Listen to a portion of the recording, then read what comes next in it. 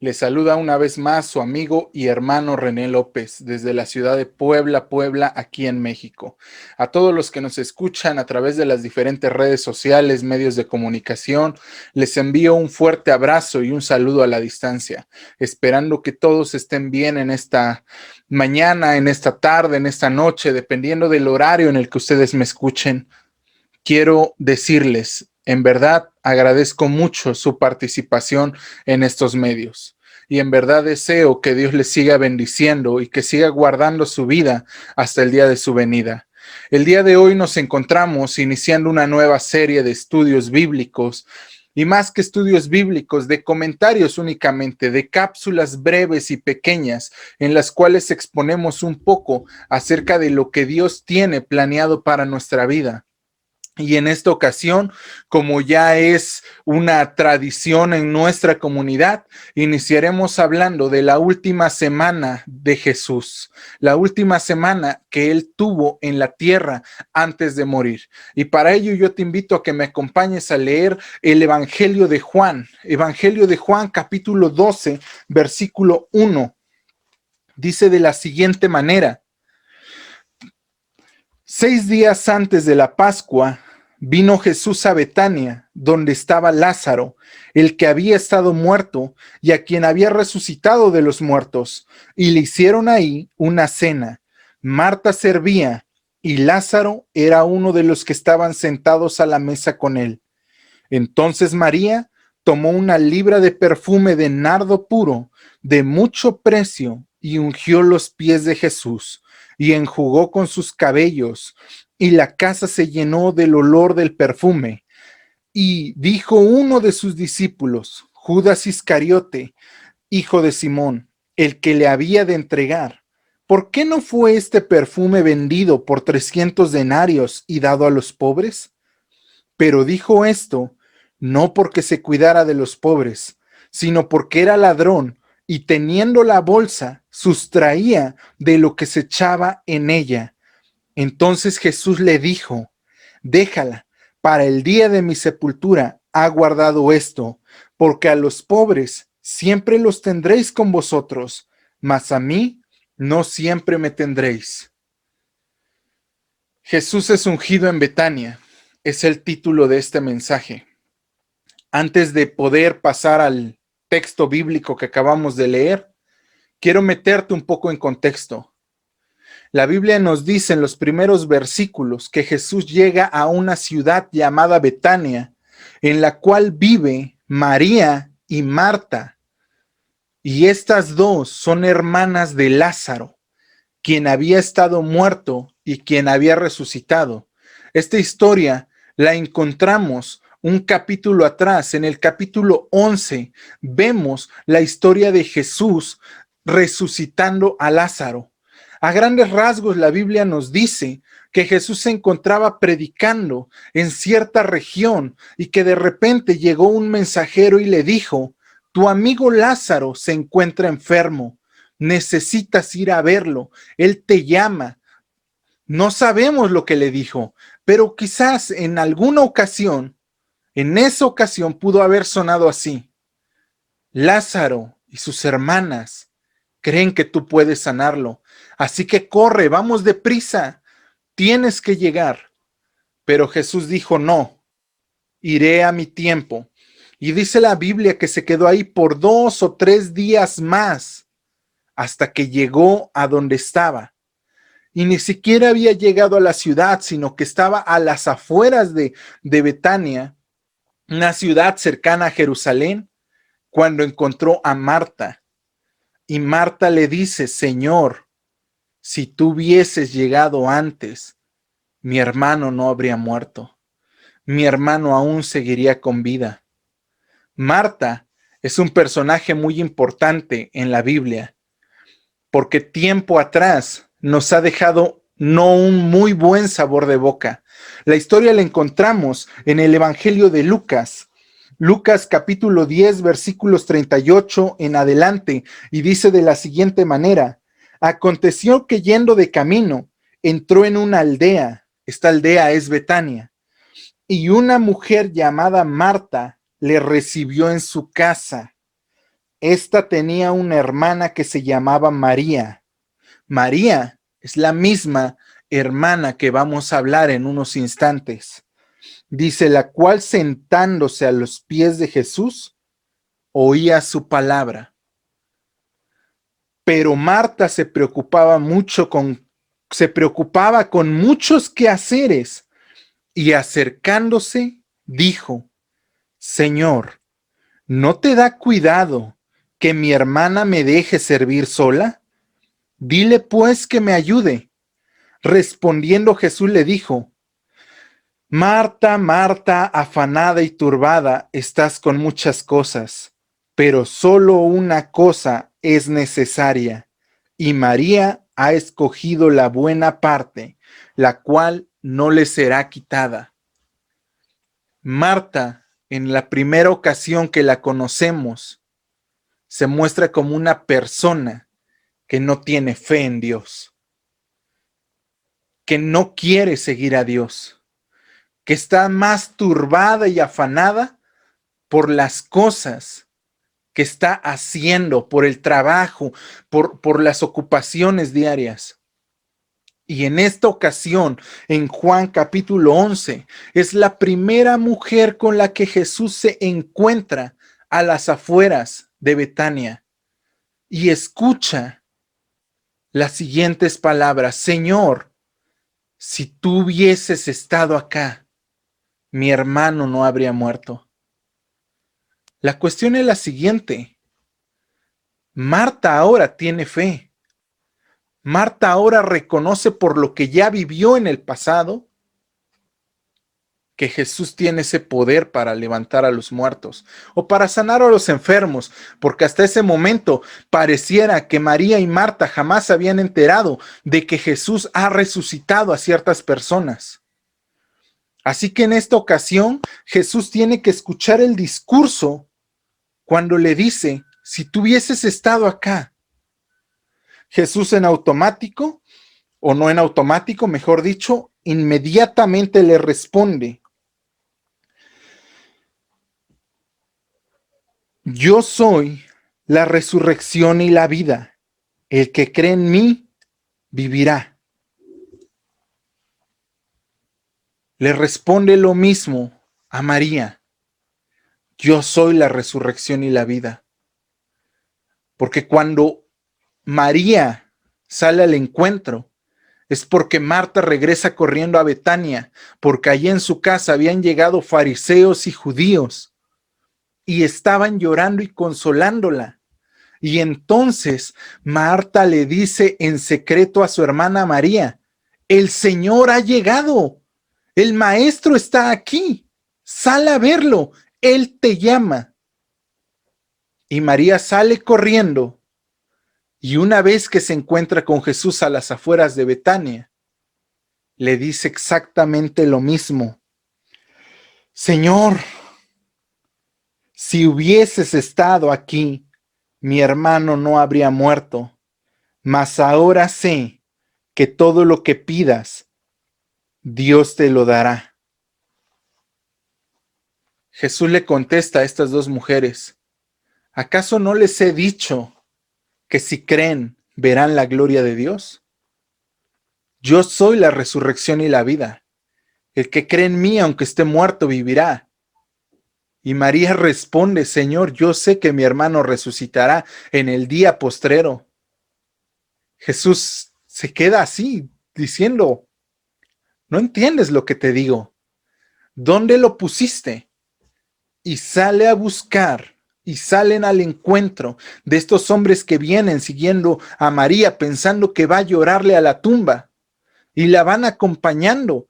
Y entonces van hacia la tumba y le dice, Señor, hace 4 días que lo enterramos, huele mal, hiede, ya se está descomponiendo su cuerpo. Jesús manda en ese momento, abran la puerta, quiten la roca, porque en aquellos tiempos las tumbas eran cuevas y eran tapadas por piedras. No había nada más que eso. Quitan la roca, Pero antes de quitar la roca, vemos un pasaje importante. A Jesús llorando en la tumba de Lázaro. Dice la Biblia que cuando llegaron ahí, María se pone a llorar y Jesús, movido a compasión, conmovido, en ese momento comienza a llorar y en ese momento comienza a orar al Señor. Una vez que él ha orado y que ha llorado, dice: quiten la piedra. Y en ese momento, Marta, la hermana del que había muerto, le dijo: yede ya, porque hace 4 días. Jesús le dijo: ¿no te he dicho que si crees, verás la gloria de Dios?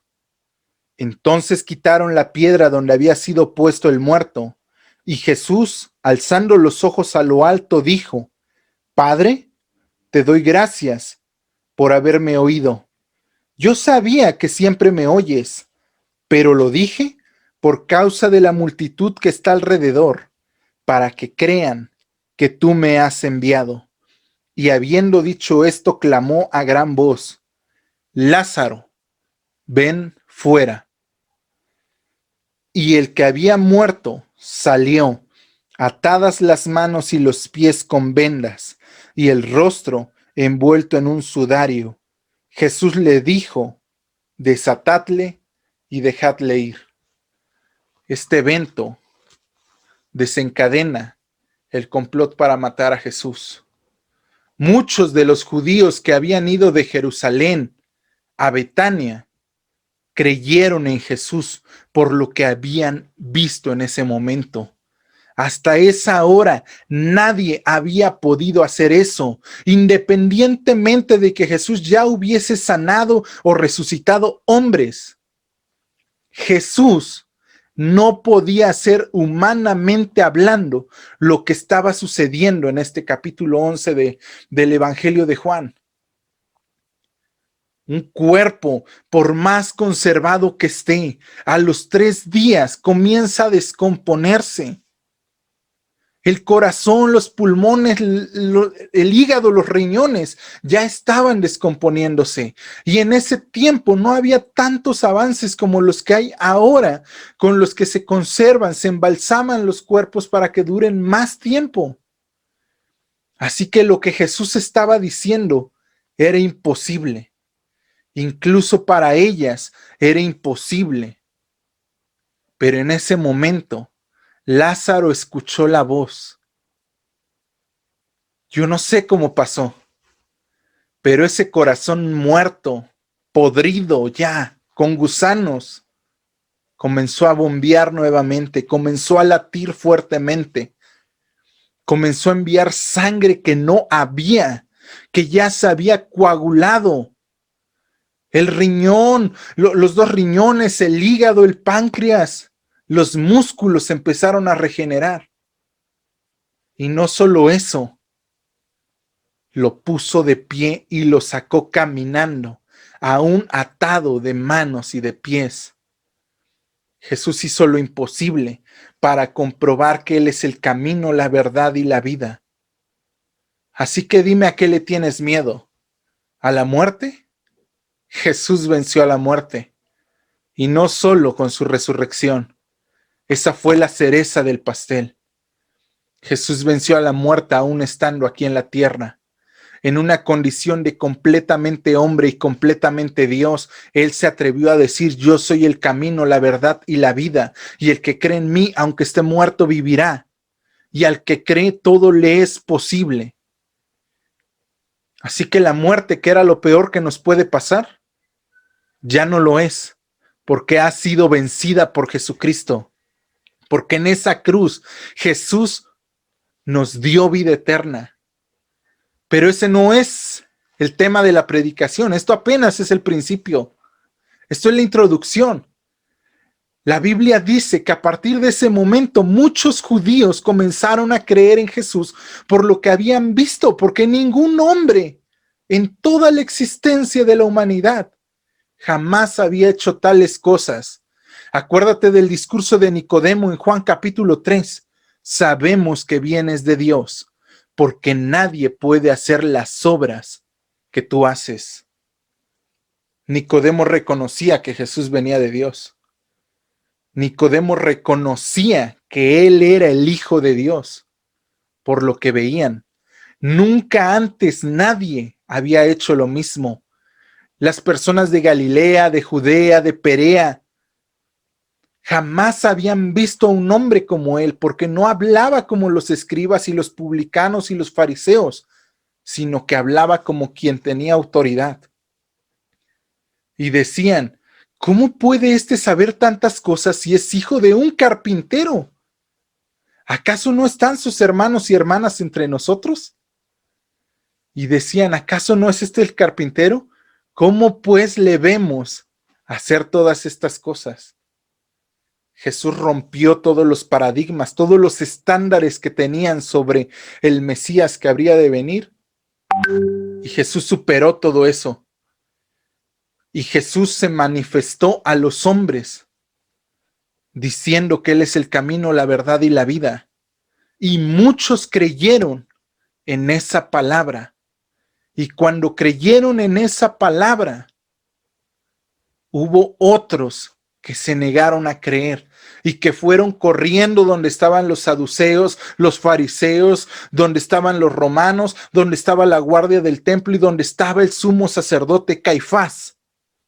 Y le dijeron, hemos visto a Jesús de Nazaret, que ha resucitado a un hombre muerto, que ha resucitado a su amigo Lázaro. Nadie puede hacer lo que él hace. Y entonces Caifás les contesta, ¿acaso no saben lo que hay que hacer? Hay que exterminarlo. Es mejor que muera un solo hombre y no que toda la nación perezca. La cuestión es, Caifás ni siquiera se daba cuenta de que estaba en el plan de Dios. Dios había puesto a Caifás como sumo sacerdote y en ese momento estaba profetizando. Es mejor que muera un solo hombre para salvar a una nación, y no solo a una nación, a todas las naciones de la tierra, y no que todas las naciones de la tierra perezcan. Así que proféticamente él declaró que cuando vieran a Jesús, que lo detuvieran, que lo apresaran, que lo trajeran al Sanedrín, pero no sucedió. Dice la Biblia que una vez que Jesús supo esto, ya no regresó a las ciudades, sino que se alejó y se fue a la tierra de Efraín, y que ahí habitó por un tiempo, por unos días, pero que pasado el tiempo llegó la fiesta de la Pascua, y muchos judíos regresaban a Jerusalén para purificarse y poder participar de la Pascua. Y ellos yendo al templo se preguntaban, ¿dónde está Jesús? ¿Acaso no va a venir?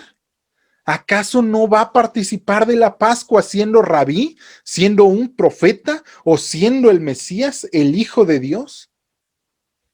Y dice la Biblia que pasados unos días, 6 días antes de la Pascua, Jesús llega a Betania.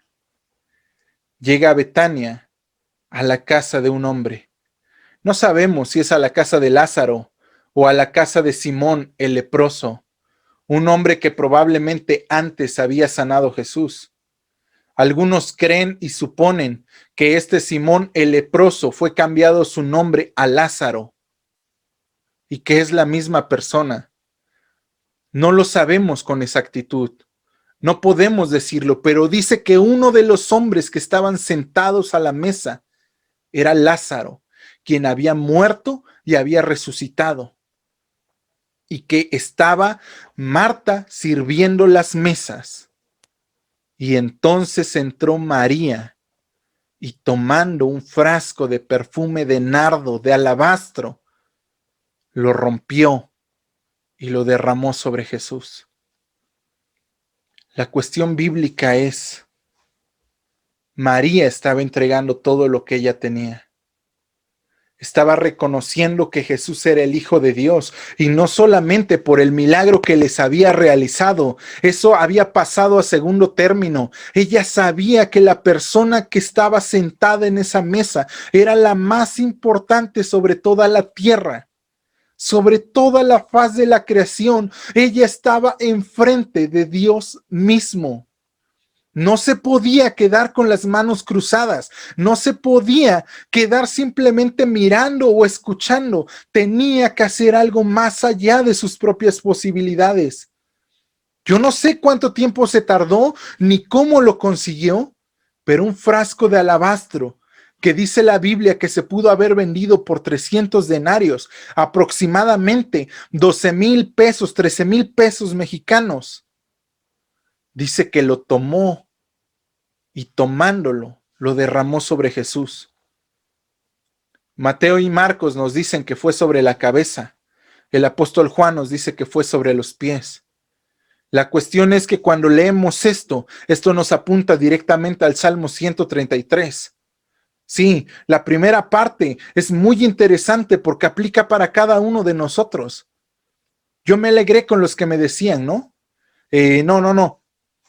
Es la cuestión de mirad cuán bueno y cuán delicioso es habitar los hermanos juntos, en unidad y en armonía.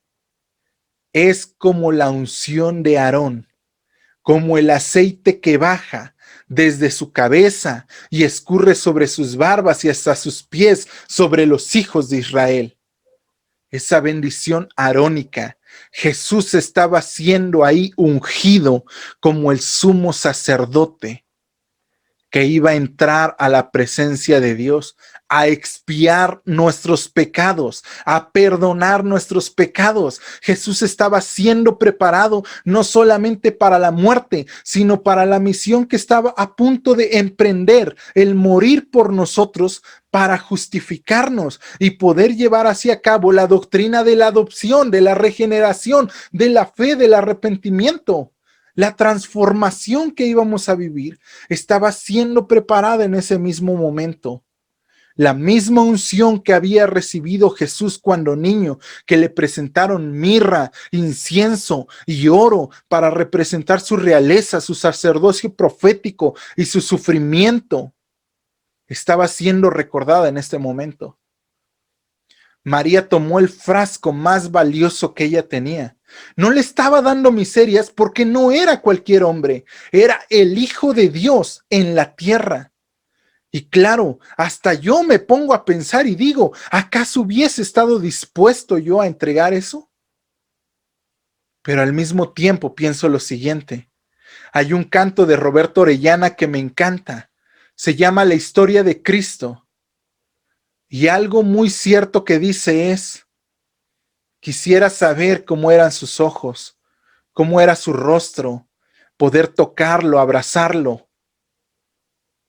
Y dice, hubo gente que lo vio, que pudo mirar al Mesías cara a cara, que lo conoció. Y cuando pienso en eso, de verdad, hay un poder tremendo corriendo sobre cada uno de nosotros, y si no sobre ti, por lo menos sí sobre mí, al imaginarme a Jesús aquí en la tierra y decir, yo hubiese hecho lo mismo. No es cualquier persona, es el Hijo de Dios. Es el Mesías prometido, es el que habría de venir. Es aquel que dio su vida por ti y por mí. Y por ese mismo hecho, le adoro, le alabo y proclamo su nombre. Y por eso mismo, ahora estamos tú y yo conectados aún a la distancia, por amor a Él. O al menos de mi parte, así será. Espero que también de la tuya. Que no haya sido una simple casualidad, porque no hay casualidades. Si estás viendo este video es porque Dios lo permitió y así lo dispuso, para que entendamos cada uno de nosotros que no debemos de darle miserias a Dios. Marta le dio aún lo que no tenía, su servicio. Lo que sí tenía, su servicio. pero María le dio lo que no tenía, lo más valioso de su vida. 300 denarios en el tiempo bíblico era suficiente para alimentarse durante un año, era el sueldo de un año. Imagínate, ¿cuánto ganas en un año? Eso es lo que costaba ese perfume. Ese perfume tan rico y delicioso que cuando lo rompe y cae desde su cabeza hasta sus pies y ella empieza a lavar sus pies, a enjugarlos con sus cabellos. Dice que el aroma de ese perfume era tan poderoso, tan potente, que toda la casa se llenó de aquel aroma. Pero hubo un hombre que era egoísta, que era ambicioso, que no amaba a Dios, que estaba dispuesto a entregar a Jesús. Y ese hombre era Judas. Y Judas entra y le dice: Señor, ¿por qué has permitido esto? Imagínense a Judas. Lo voy a dramatizar porque si no, no lo vas a entender. Entrando Judas, oliendo, ¿qué es eso que huele? Y ve a María postrada ahí, besando, enjugando los pies de Jesús con su cabello, y ve el frasco de alabastro de nardo fino que ha sido derramado sobre su cabeza y sus pies, y dice: ¿cómo pudiste permitir eso? ¿Acaso no sabes lo que cuesta? Ese perfume se pudo vender por 300 denarios y ayudar a los pobres, y tú lo estás desperdiciando. ¿Por qué haces eso? ¿Por qué se lo echas a Jesús? En palabras mexicanas, ¿por qué lo malgastas con este? Si este no vale nada. Están los pobres, pero no eran los pobres. Dice la Biblia que era él mismo, porque él robaba de lo que estaba en la bolsa de las ofrendas. ¿Por qué se lo das a él si yo lo quiero? Similar, ¿no? ¿Se acuerdan de esa historia? Isaías 14, Ezequiel 28, y dice que hubo un ángel de luz, el cual codició la gloria de Dios. ¿Por qué adoran a Dios? ¿Por qué se lo das a Dios? ¿Por qué bendices a Dios? Mejor bendíceme a mí, alábame a mí. Por eso Jesús en varias ocasiones dice: y uno de ustedes es el diablo, porque el mismo espíritu de Satanás está ahí. Y le dice a Jesús, ahora volteándolo a Jesús, porque eso se lo dijo a María: ¿cómo permitiste eso? Tú eres sabio, tú eres el Hijo de Dios, tú eres el Mesías, tú eres un rey. Y aún así permites que ella haga esto. Tú pudiste haberle detenido y ella te hubiese obedecido. ¿Por qué no usaste tu autoridad? ¿Por qué no hiciste esto? La cuestión es que Jesús, yo creo que volteó a mirar a Judas después de haber mirado a María y sonreírle. Y le dijo: Judas, siempre habrán pobres, pero a mí no siempre me tendrás. El problema no era solamente Judas. Mateo y Marcos nos dice que los discípulos murmuraron porque se contaminaron de lo que Judas había dicho. El acto que ella estaba haciendo, los apóstoles lo transformaron en un hecho despectivo, despreciable. Sí, Judas tiene razón, se pudo haber vendido. Comentando los discípulos, ¿no? ¿Te acuerdas? Mira, no teníamos ni para darles de comer. Con esos 300 denarios hubiésemos comprado pan para todos, vino para todos, comida para todos. Con ese dinero nos hubiésemos podido ir a McDonald's, a Kentucky, a Domino's Pizza, a cualquier establecimiento caro. Y más caro, digo, esos no son tan caros. El punto es que todos comenzaron a murmurar. Y la enseñanza que les da Jesús es tremenda, porque les dice a cada uno de los 12 que estaban ahí: a ver, se me calman. A los pobres siempre los van a tener y les van a poder tener lástima y ayudarlos. Porque realmente, dime la verdad, ¿cuánto le das tú a un pobre? ¿Le das 1, 2, 3, 5, 10 pesos? A lo mucho 20 es lo máximo que he llegado a ver que le da una persona. ¿O le das en verdad lo que has cobrado de quincena, de mensualidad? Ves a un pobre y dices, ay, ese pobre lo voy a apoyar, le voy a dar 5,000 pesos, le voy a dar 10,000 pesos, le voy a dar 500 pesos, lo que sea. No, sentimos lástima, metemos la mano, sacamos unas monedas y eso es lo que damos. Y a veces decimos, no traigo, para la siguiente, hay a la vuelta. La cuestión de Jesús es, va a haber pobres y les van a poder tener lástima. Esta mujer no lo ha hecho por lástima a mí, lo ha hecho porque ha entregado todo. Si ustedes entendieran lo que ella hace ahorita, estarían postrados delante de mí. Si ustedes supieran quién soy yo, estarían postrados delante de mí, así como estaba esa mujer. Quizás al ver a los discípulos llorando, diciendo, no puede ser, estuvo mal, ¿qué pasó? Yo no me puedo imaginar lo que estaba sucediendo ahí, pero sí sé que Jesús probablemente volteó a ver nuevamente a la mujer y tomándola de las manos y del rostro, le levantó la cara y dijo, de cierto les digo que en donde quiera que se predique el evangelio, la gente hablará de esta mujer y será recordada por lo que ella ha hecho, porque ella se ha adelantado a ungir mi cuerpo para la sepultura. Ella ya me ungió. Ninguno de ustedes lo va a hacer. Y ninguno lo hizo. Y ninguno estuvo ahí. El que podríamos afirmar que quizás estuvo fue el apóstol Juan.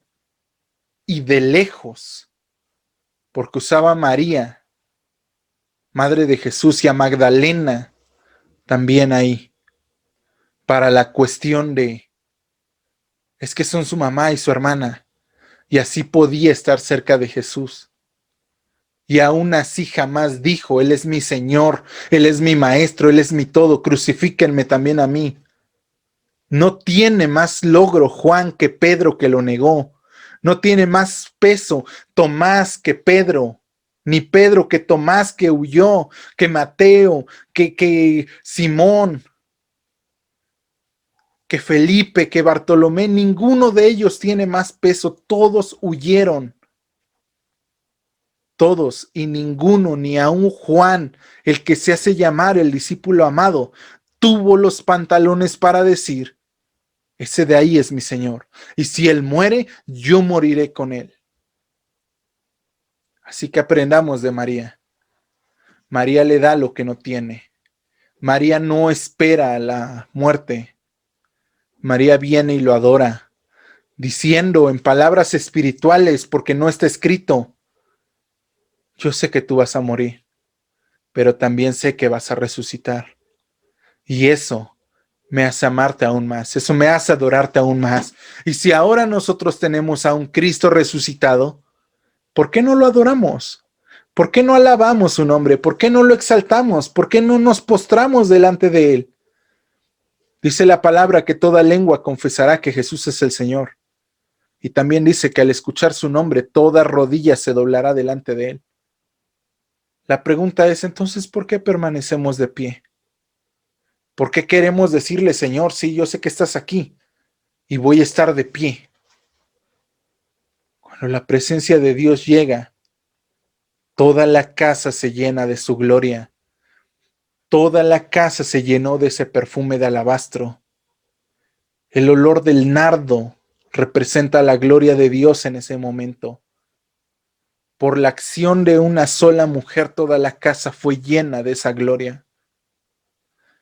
Así que sí, si tú me preguntas si tuvo mucho que ver la unción en Betania, todo tuvo que ver. Y no quiero que esta semana sea algo común a lo que estamos acostumbrados. Quiero que sea algo nuevo. No quiero que sigamos siendo los mismos creyentes hipócritas que hemos venido siendo. María siguió el ejemplo de la viuda, dio lo que no tenía, las dos blancas.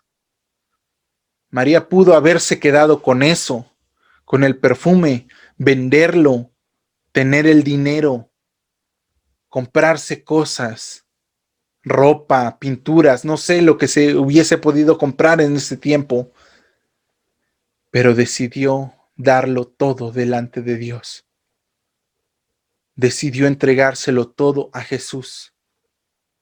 Decidió adorarlo en espíritu y en verdad. Yo hoy te dejo con esta reflexión. ¿Qué es aquello que no le has entregado al Señor? ¿Tu familia? ¿Tus deudas? ¿Tu salud? ¿Los problemas familiares? ¿Los problemas emocionales? ¿El pecado? ¿Qué es lo que no le has querido dar al Señor? ¿Ya reconociste que eres pecador? ¿Que necesitas de su ayuda? ¿O sigues siendo orgulloso? ¿Ya reconociste que Jesús es tu sanador? ¿O sigues creyendo que la medicina y demás avances te van a sanar? No hablo de que no consultes a los médicos. Hablo de que Él es tu creador y de que no debe de haber nada por encima de tu fe. Un diagnóstico médico no debe determinar tu fe. ¿Te vas a cuidar? Claro que sí. ¿Vas a seguir el tratamiento? Claro que sí. Pero aún en medio de esa enfermedad tú debes de saber que si la ciencia te sana, no fue la ciencia, fue Dios a través de ella. Pero la gente cree diciendo, tengo que ir al doctor. Y hay otros ignorantes que dicen, no, no voy a ir, si el Señor me va a sanar. La cuestión es si te das cuenta de que esa ignorancia no la estás dejando ahí a los pies de Jesús para que Él te pueda levantar la cabeza y decir, no, no seas ignorante, yo te voy a hacer sabio. Cualquier cosa que no le hayas entregado al Señor. Y claro, hablo desde todos los aspectos, en lo físico, en lo emocional, en lo espiritual. Todo lo que tienes, dáselo al Señor. Las cosas buenas y las cosas malas, que para nosotros son malas y para Él son medios en los que Él actúa. Así que reflexionemos en esta última pregunta. ¿Qué es lo que no le hemos dado al Señor todavía?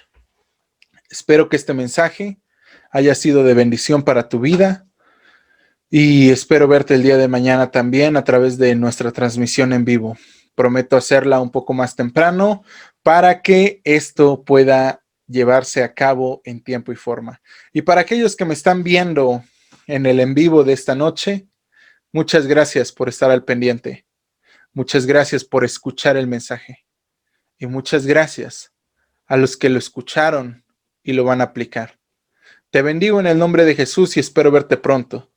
Sí, lo diré, aunque algunos se ríen de mí. Pero es cierto, si no te veo en la tierra, te veré en el cielo. Hasta pronto.